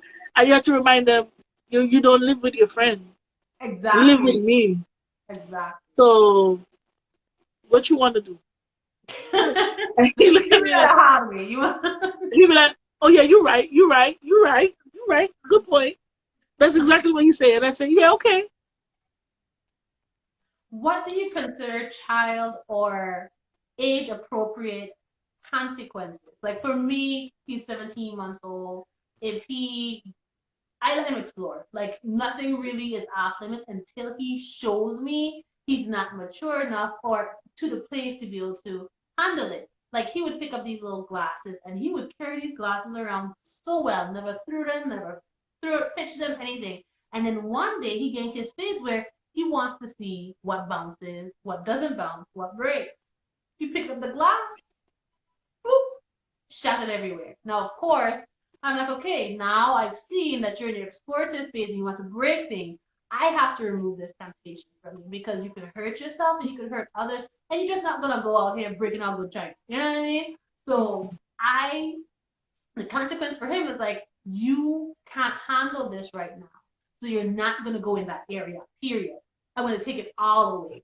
So of course, as a baby, he's gonna test me as a toddler. He's like, and I look at him like, if you dare. You see the side of me, but if you dare, you know what I mean? I take areas away from him. Or I set him and say, hey, you have to sit in my lap for 10 minutes because obviously you weren't okay playing on your own. You started tearing things up. You need to calm down. So those are things I do. What were some of the things that you found fit between the age of pretty much 2 and 4 when it came to age appropriate consequences? So if I was into electronics, I did not stop him. And because of that, that was my holy grail. Because anything he do I didn't like, I just taken away the tablet. Easy. Easy. Take away the tablet, take away, and then they went into video game, take away the video game. Anything that they enjoy, you will take away. And the goal is, if you're successful enough to take it away enough times to where they understand that I'm taking it away because of what you've done, right? And once you are doing the proper thing, then you get it back, right? You returning that back now. After a few times, they'll get it, right? Then the issue becomes when you take it away for them not to have an intense reaction. Because that also was an issue. Yeah. They're like, oh, no, yeah, they go crazy. So you got to, when you start to see that, you have to nip that in the bud, right? And you take it away more. I'll give you an example with my niece. I've only probably watched her maybe twice, 3 times when she was little. And she used to like to destroy things and do all kinds of things. Every time she did that, one thing she hated, right, was to be in her crib. So sure enough, yeah, because she knows me. She liked to be looking at everything. So guess what? When she started, as soon as she started with me, that one time I watched her pick her up, put her in the crib.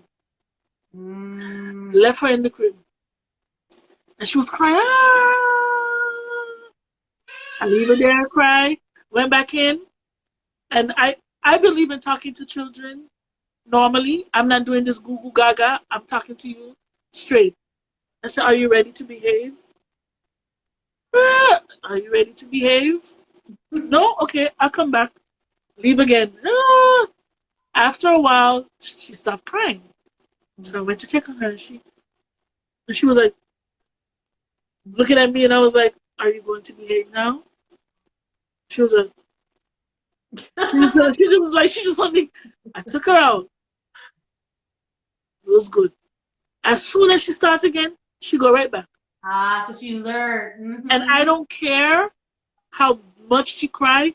When she go back the second time or the third time, I add on 15 minutes. I add on 5 minutes, so it's longer. Mm. I swear, after the second time, she ain't do nothing bad no more. She ain't destroy nothing. She had the time of her life. We was sitting there playing and everything, and she was good. Because another thing you have to do, especially in that example you gave, if they like to destroy things, the best way to get them out of that is to show them how to build things, right? Yeah. Because Yeah. you're turning it into a positive. There's nothing wrong with using the blocks, but yes, use them in this way, right? And you have to be careful when you're breaking it down. When you're breaking down that structure, whether it's a building or whatever you're building, break it down, put each block back nicely because they're looking at you. Some parents, after they build the block, they just tear it down, Mm-hmm. right? So you're doing the same thing. So if you show them how to take down the block one by one and in a nice way, and you hype that up, because remember they're looking at you. So you Yeah. hype that up, yeah, oh my God, oh, okay, I don't gotta make so much noise. I don't have to destroy things Mm-hmm. to have fun. Look at me, I just put this back nicely, quietly, and look, mommy clapping. Okay, mommy. Because that's all they care about is your Yeah. approval. Kids care about your approval. They're looking at you for approval and a confirmation. The Yeah. worst thing to do is confirm bad behavior. So if Yeah. they're destroying things and you screaming, panicking, running to the air and giving them attention, that is not going good because they're going to continue to destroy.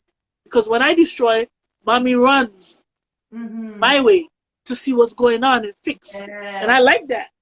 Even if she yelling, it's cool to see mommy come my way. No, if you destroy, I ain't studying you. I'm not studying you. And even once, I'm going to take away what you want.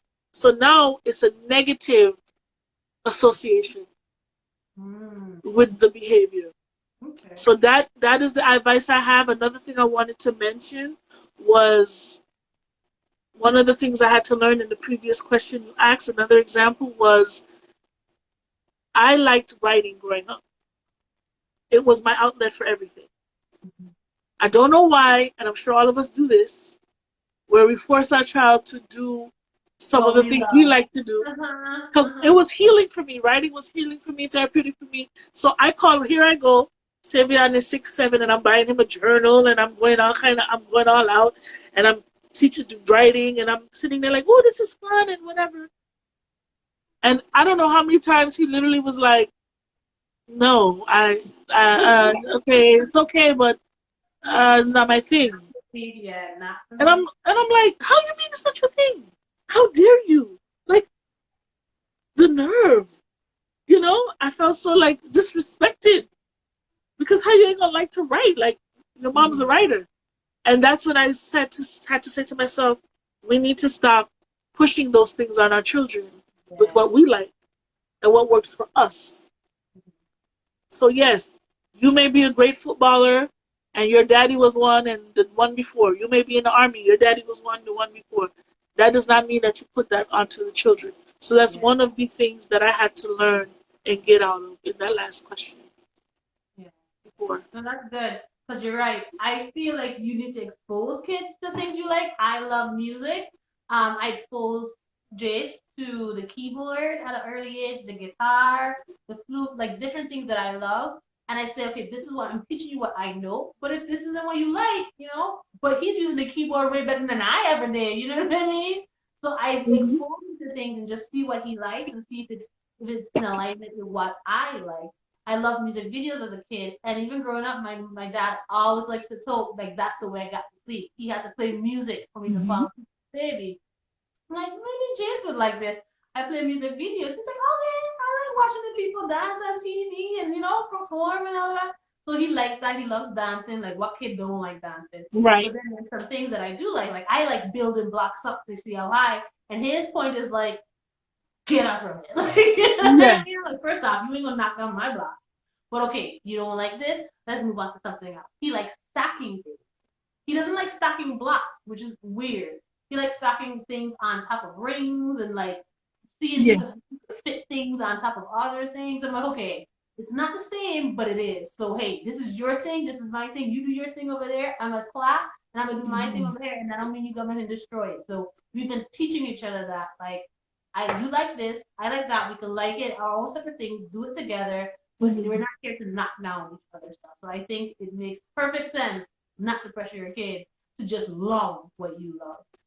And Go don't ahead. be surprised. Don't be surprised if when they get older, um, because that was a aha moment too. He used to love a lot of things, but as he got older, They you may find change. yourself having to like reteach and Mhm. change because it kind of fizzles out. And Yeah. so when they're like in the elementary school age, going into middle school, you can reintroduce certain things that they kind of push to the side to really get a better idea if that's what they really like to do. Yeah. True. Okay. Well, that was pretty much what I had when it comes to navigating parenthood, navigating being a mom, really and truly, because it's different worlds. Whatever the default parent is, they're gonna always have a different world than the secondary parent. It's not to say someone's worse than the other, but no, your kids will always have a default parent. Like this is the Right. 75%, and this is the other. They might love you guys the same. It's not the same amount of work or brain power, and of course the guilt that comes with it. Because I'm sure maybe dads have guilt for certain things, but definitely moms. I feel like only now people talk about the guilt you feel. Like nobody warned me about this. All I said is, "Oh my gosh, having a baby is so awesome, and you're producing this beautiful ray of sunshine to this world." First off, you didn't tell me that they were demons first. You know what I mean? Like, just go want everything. Everything's about them. Because you know your kid doesn't know that there's a difference between Exactly. mine and that's yours. No, everything is Mhm. theirs. They don't understand boundaries. So you literally have to teach them. Yes, they like electrons and neural pathways and all that is Mhm. forming in their brains and they're learning just from sleeping. But Mhm. you also have to teach them on top of that. They just don't know. And so we have to break down who we are and what we've learned and to help them. So we have to Exactly. get better for them to get better. And oh, I had a question. Support system. That's the one thing I realize makes or breaks how a mom feels when it comes to parenting. Support system. Like when I was pregnant, the amount of people before I got pregnant, everybody's like, "Oh, when you gonna have a baby? When you gonna have a baby? When you gonna have a baby? You gonna take care of the child? When I need babysitting, you gonna baby? Oh, of course, of course." Then when you're pregnant, like, "Oh, come to me. I'll babysit. I'll do this. Nope. I'll do that. You know I got you." And then when you actually have the kid, and you finally need after 4 months of just living and breathing this child and you need a Right. break, cricket. Did that happen to you? Did you have that experience and how did you navigate it? Um, for me it was different. I just took my son everywhere with me because I already went in with the mentality that I'm not going to have A support much system. help or anything. Because how my life was at that point. Like I said, I used to only see people once in a blue moon. So Yeah. I already walked in knowing I didn't have anyone else except for the person I was living with, and that Yeah. was it. And we didn't trust people enough to Nobody. leave our child, so he went with Exactly. us everywhere. Even when we went concerts, people might say that's horrible. We used to go concerts, and he used to be in the little sack Carry in front, on. and Yeah. he was there, and people used to get pissed off at me because they're like, "Oh my God, you have a baby in this place!" But that was the nature of our lifestyle because he was doing promotion and everything like that. So we didn't have a choice. So that Yeah. was how it was, and it worked out fine for us. Um, but I do know people who don't have that support system, and you're right. People will tell you all kinds of things, girl. They're gonna be there for you, and they're not. So how you navigate it, it's a rude awakening because sometimes you don't expect it, right? You're Mm-hmm. expecting people to hold up to their word, and when they don't, but the thing is, the good thing about it is that you're a parent, so you don't have time to sit and And cry about wallow. it, right? Yep. You Yep. have to keep it moving. Either you cancel whatever plans, or you find someone else at the last minute, or you take your child with you to Yeah. wherever you're going, depending on what it is. You have to find time around your schedule to make other things happen. So that's what I had to do. Um, yeah, so I have a question for you though. Oh, Yes, I have a question. Did you ever have any, you hear moms talk about postpartum depression. Have you ever had any experience with that? Or maybe even a little bit? Is it on and off? let me tell you right now, Oh, right? Lord. Oh, God. Because I didn't have it, but I know a lot of people have it. And it's a Look, serious thing. look, it is real. Okay, the thing about it Uh-huh. is, as you know, I wanted a natural home birth. I Yeah. didn't Uh-huh. able to get that because although I didn't have preeclampsia, they noticed that hey, you're working up until the due date. Not that I had to, but I wanted to build and save for when my baby's born. I don't have to worry about money and Mm-hmm. everything. We have a household where we don't worry about money, and I knew that if I stopped working, it was gonna impact how long I could not worry about money. You know what I mean? So here it is. My blood pressure is just by week, it's going up. So they're like, oh, you need to go to the hospital, make sure you're good. Okay, I get to the hospital. They're like, okay, we need to let you leave because we can't Mm-hmm. afford another black woman to die because we neglected you guys. So you will be the example of us saving a home. So here it is. I'm in the hospital. Okay, I have my baby, whatever. The first thing after having my baby, the nurse is like, "Are you okay? How are you emotionally? What are you feeling?" And I'm like, if you don't fuck up on my face, you know what I mean? Like, what are you worried about my emotions? Like, where my baby at? Like, that's all I care about. So then I leave the hospital. I get a call from my insurance, which was really good insurance. Like, I had two sets of insurance, which God bless, I could afford it. You know what I mean? Mm-hmm. And insurance called me, oh, we're just checking on you and the baby. But first off, how are you? Are you having thoughts of harming yourself or your baby? Are you having thoughts of being alone and depressed? I'm like, wait, what? Like, will you get these Mm-hmm. questions? Like, why would I have those thoughts? Like, bye. It's a So serious now thing. we're 2 weeks into my postpartum, or as I call it, the fourth trimester. You know what I mean? Mm-hmm. And I pre-planned. I said, you know something, the placenta has so much benefits to it. I am going to make placenta pills. So I had a doula, I had midwives, I had doctors, I had all these things. My doula made my placenta pills, and then after having those, she's like, okay, take this much a day because guess what? You go from being pregnant with all these hormones to no hormones. That's what causes postpartum depression.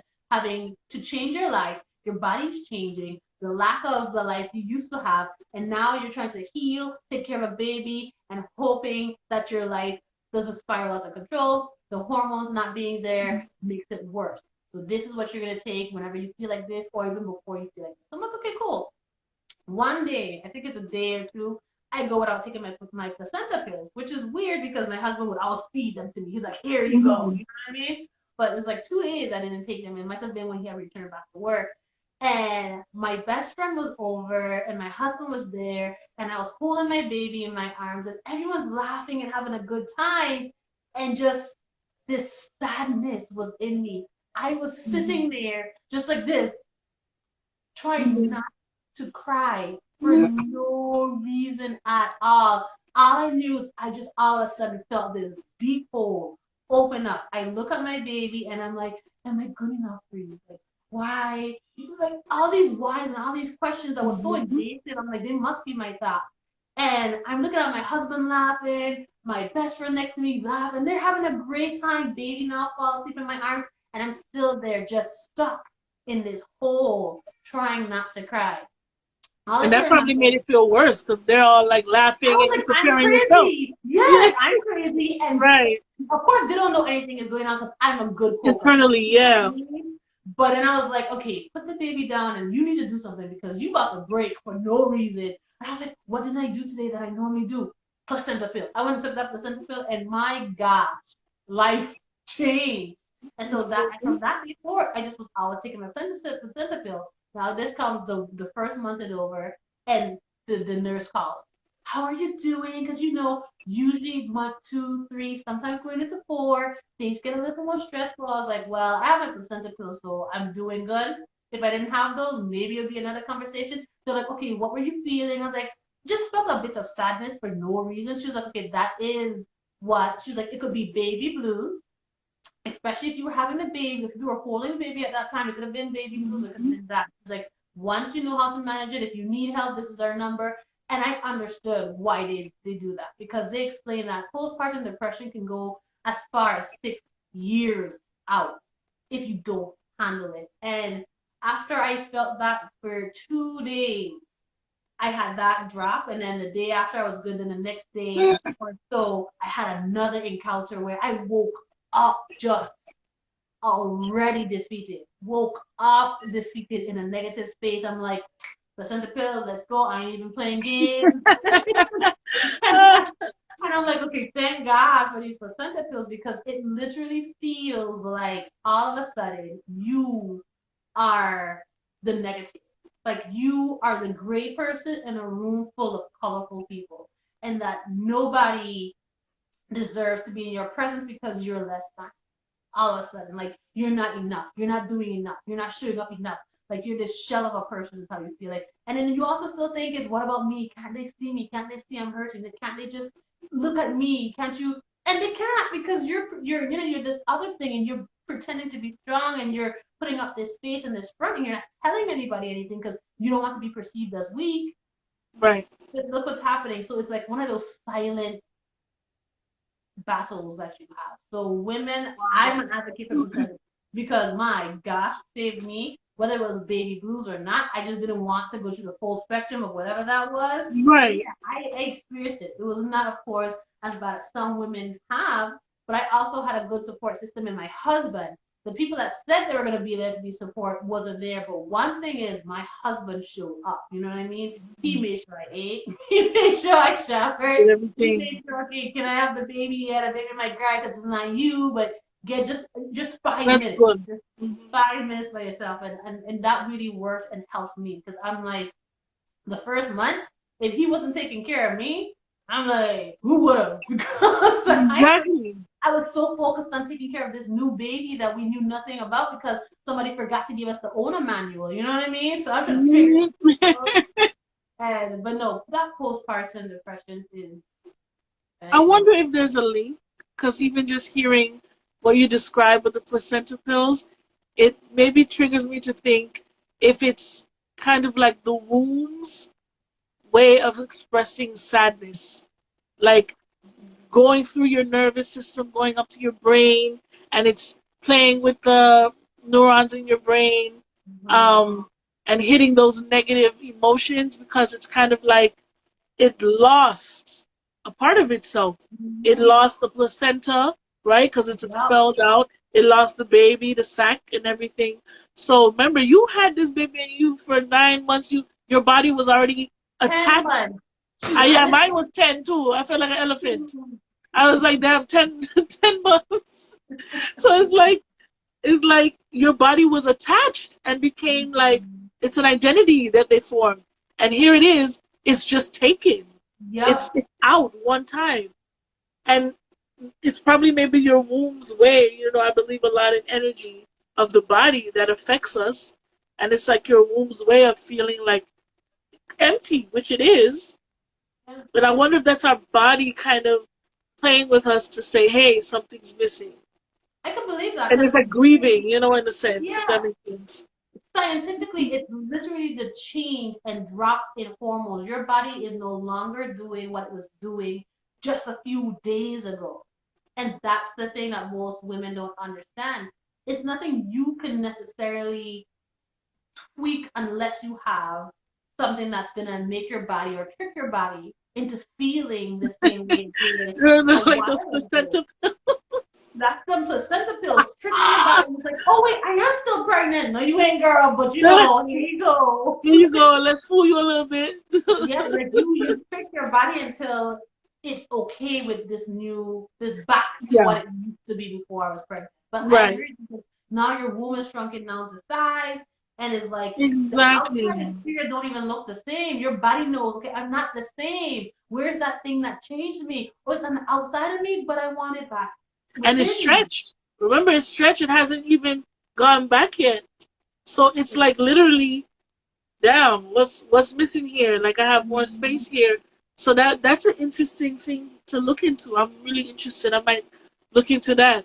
But how long are you on is the placenta pills like I took it up until the fourth trimester ended Okay. because your body is still in this place where it's now relearning how to not have that baby inside of it. So Makes until sense. I realized that my hormones was able to sustain itself, like my body was okay with the new back to the new norm. But I took up to that first trimester, which is or fourth trimester, which is the hardest part for your body to go back down to.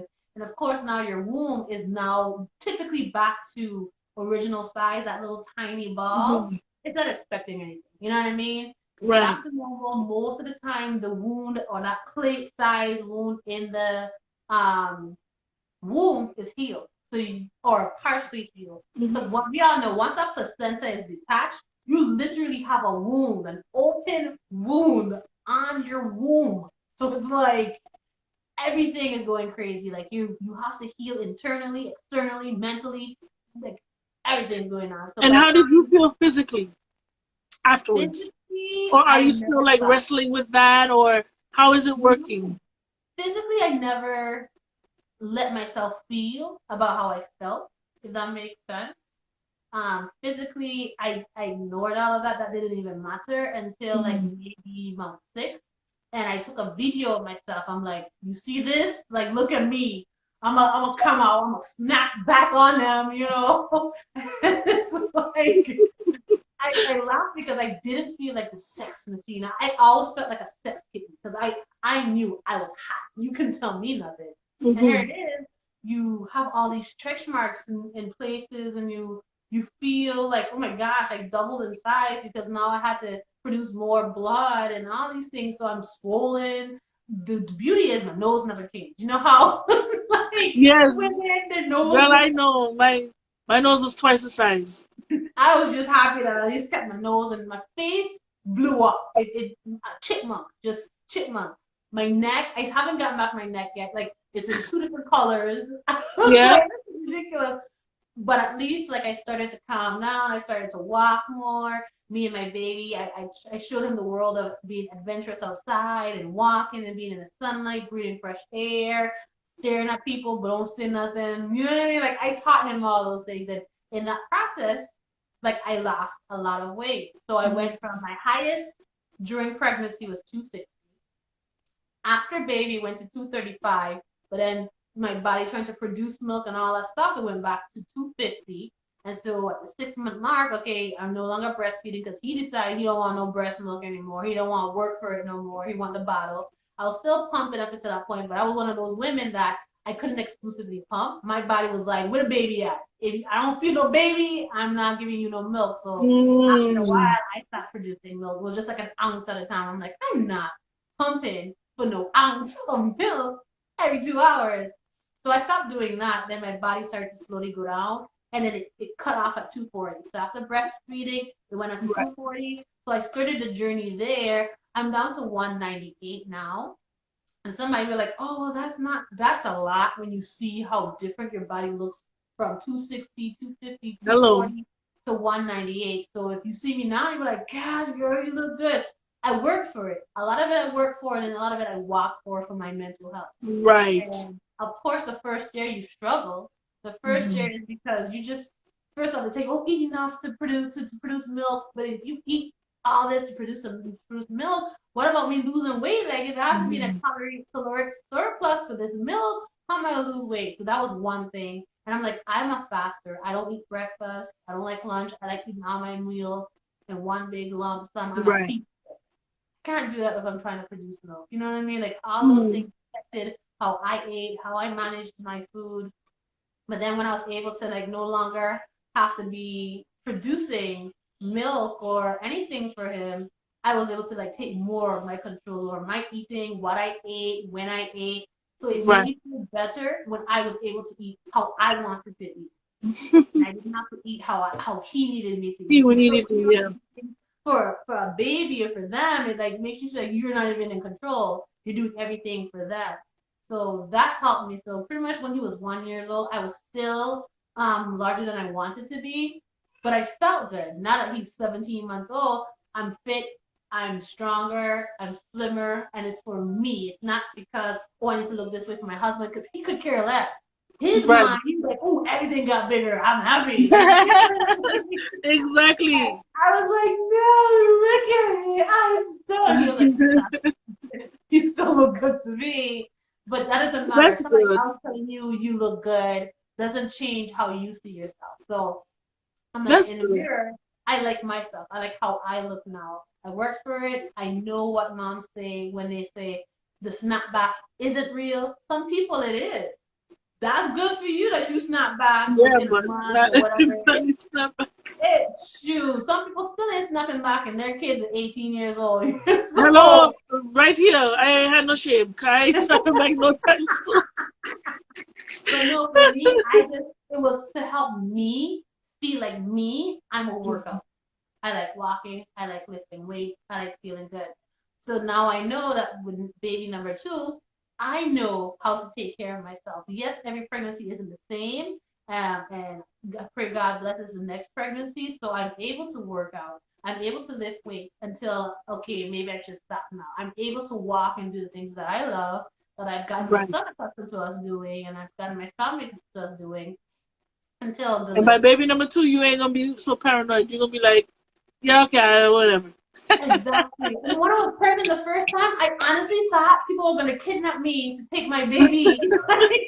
I swear, like, oh, these people on these streets, they see me, they want to kidnap me and cut my baby out.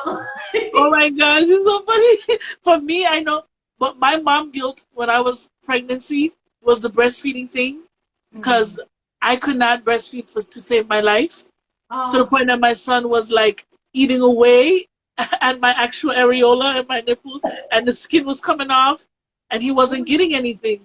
And in that moment, luckily, where I was, the hospital I was, just recognized it. You know, they try to force you. Oh, keep doing it. But he came out the womb hungry, greedy, and there was just no time for all of that. So they had no choice. And I think now we're in a space where people are more aware and they're pushing the breastfeeding thing even more. mm-hmm. And that's understandable. I would never take away from that. But there Mm-hmm. are situations where people just can't produce, whether it's Yeah, their diet, their lifestyle, whatever it I is, agree.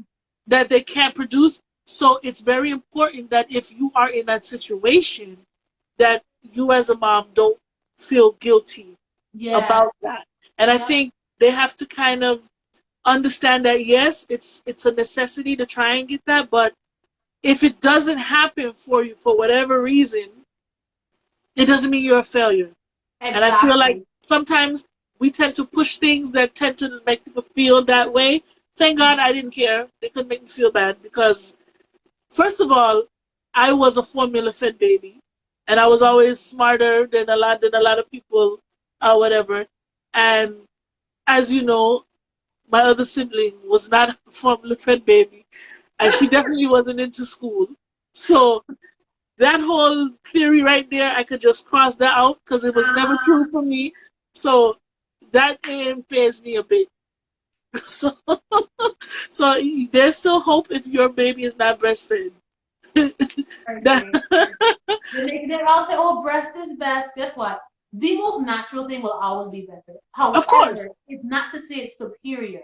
The reason why you can't just put something over and say, oh, if you're not doing this, everything else is worthless. No, because fed is best. But if you could right. feed them the natural source, don't give up. Feed them the natural source because the breast milk really is fine tuned to your baby. But if it's putting a mental strain on you, if it's making you feel guilty, it's making you feel bad, and it's driving a wedge between your hungry baby and you, it ain't worth it. It's not worth it. Feed your baby what's going to help them be happy and help them grow. My son, like you said, he was just greedy. So he wanted breast and bottle. And we did. You And want it mommy was down. like, you need to stop giving him bottle because your breast milk is already pumping him up and he gaining weight real fast. And the thing about it is he after a while he decided he was like 5 months. He's like, nah, ma, I ain't doing this no more. It's too much work. I Yeah, want the bottle. I want the bottle. Just give me the bottle. And so I was pumping and still able to give him bottle, but no one tells you women aren't all the same in that arena. And guess what? Some women can literally pump and produce ounces and ounces of milk, and then there's it some women summons a that little don't. bit. Yeah, and for me, breastfeeding, I would be a cow, like breastfeeding. But the minute I pump, it's like a dried up well, like it's powder. I'm like, what's going on? And so he eventually went to just formula. I missed the days where he was breast milk and formula, or just because you could tell the difference in how he gained weight. But it didn't change his intellect anyway that he was formula only. It didn't change who he was. His personality didn't change or morph because of that. It didn't make him a lesser baby.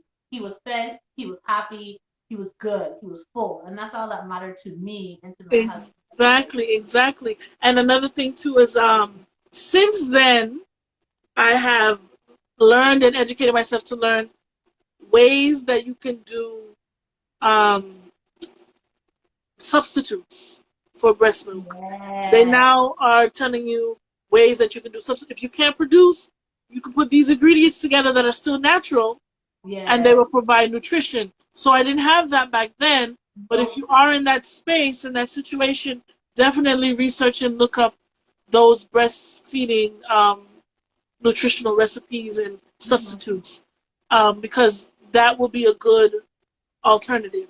You don't have to feel like you have to use the formula if you don't want to.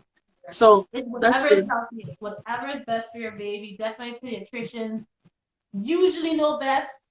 For some pediatricians miss the mark, just like everybody's human and everybody can't be perfect.